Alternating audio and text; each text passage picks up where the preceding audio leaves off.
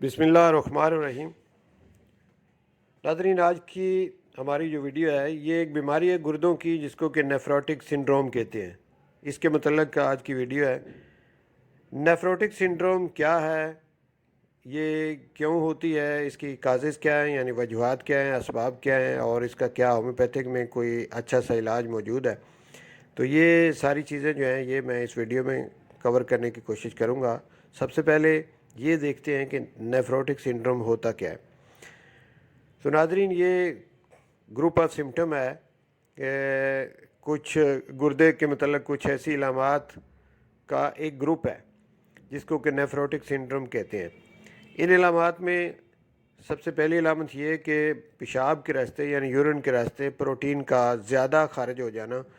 ज़रूरत से ज़्यादा प्रोटीन जब यूरिन के रास्ते खारिज होती है तो फिर इसके नतीजे में ब्लड के अंदर प्रोटीन की कमी हो जाती है, जिससे कि मरीज़ जो है वो बहुत ज़्यादा कमज़ोर, दिन ब दिन कमज़ोर होना शुरू हो जाता है। और दूसरी बड़ी अलामत इसमें यह है कि ओडिमा यानी सोजन आँखों के नीचे ख़ास करके और चेहरे पे सोजन नुमायाँ होती है। पूरे जिस्म में सोजन होती है लेकिन इन दो जगहों पे सोजन ज़्यादा नुमायाँ जो है वो नज़र आती है। आँखों के नीचे और चेहरे पे सोजन होती है। और इसके अलावा दीगर इलामात में ये कि पेशेंट जो होता है उसकी भूख ख़त्म हो जाती है जिसको कि एनोरेक्सिया कहती हैं। और इसी तरह से नाज़िया वोमिटिंग की इलामात यानी मतली और कै की इलामात भी उस पेशेंट में पाई जाती हैं।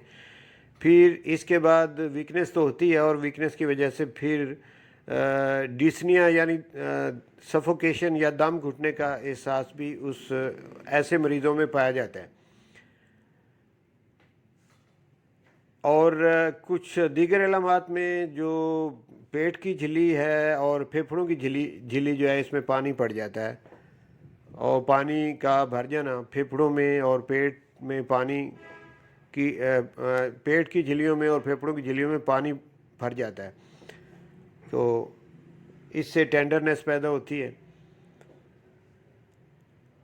इसकी काजेज़ क्या हैं इस बीमारी की? सबसे बड़ी वजह इसकी ये है कि जो हमारे गुर्दों के अंदर नेफ्रॉन होते हैं, नेफ्रॉन के अंदर ग्लूमेरुलस होता है, खून की नालियों का एक गुच्छा होता है। तो ग्लूमेरुलस के अंदर जो ख़राबी है उसकी वजह से ये सिंड्रोम पैदा होती हैं जिन्हें नेफ्रोटिक सिंड्रोम कहा जाता है। तो ये सबसे बड़ी वजह इसकी ये है। इसके अलावा मलेरिया भी इसकी एक काज है और मलेरिया के अलावा डायबिटीज़ यानी शुगर और कैंसर, ये दो बीमारियां जो हैं ये भी नेफ्रोटिक सिंड्रोम की बहुत बड़ी काजेज़ में शुमार होती हैं। इसके अलावा एक और वजह इसकी ये है कि जो लोग हकीमों से दवाइयाँ लेके खाते रहते हैं, ताकत की दवाइयाँ समझते हैं, कुश्ते वगैरह इस तरह की मुकवी चीज़ें हकीमों से लेके खाते हैं, वो भी गुर्दों के ऊपर बुरे असरात रखती हैं और फिर वक्त ये आ जाता है कि नेफ्रोटिक सिंड्रोम की अलामात उसमें पैदा होना शुरू हो जाती हैं। तो ये चंद वजूहत हैं जो मैंने आपके सामने रखी हैं नेफ्रोटिक सिंड्रोम की। अब आखिर में आते हैं कि इसके लिए क्या होम्योपैथिक में कुछ अच्छी मेडिसिन मौजूद हैं कि अगर हम उन्हें अकॉर्डिंग टू सिम्टम पेशेंट को दें तो क्या ये नेफ्रोटिक सिंड्रोम ठीक हो सकती हैं। तो यस, इसमें होम्योपैथिक में इसका बड़ा बेहतरीन इलाज मौजूद है, लेकिन इसमें ख्याल सिर्फ इतना ही रखना है कि अकॉर्डिंग टू सिम्टम जो है ना वो दवाई की सिलेक्शन करनी है, चूँकि ये होम्योपैथी का बेसिक रूल है। दवाइयाँ मैं आपको कुछ बता देता हूँ, फिर आपने जो भी पेशेंट है उसकी सिम्टम के साथ उन्हें मैच करना है और अगर वो सही मैच कर लेंगे तो दवाई ज़रूर इंशाल्लाह अच्छा असर करेगी। एपस मेलिफिका इस सिलसिले में बहुत टॉप की दवाई है।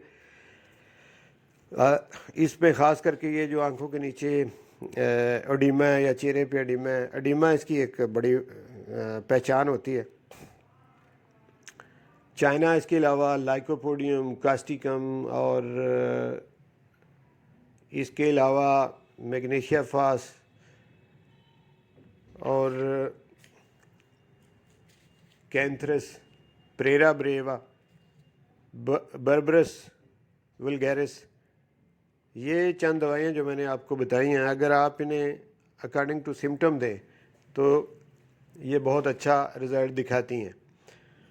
तो मैं उम्मीद करता हूँ कि आज की वीडियो आपको पसंद आई होगी। इंशाल्लाह इसी तरह की और इन्फॉर्मेटिव वीडियो लेकर आपकी खिदमत में दोबारा हाजिर होऊंगा। उस वक्त तक के लिए आपसे इजाज़त चाहता हूँ।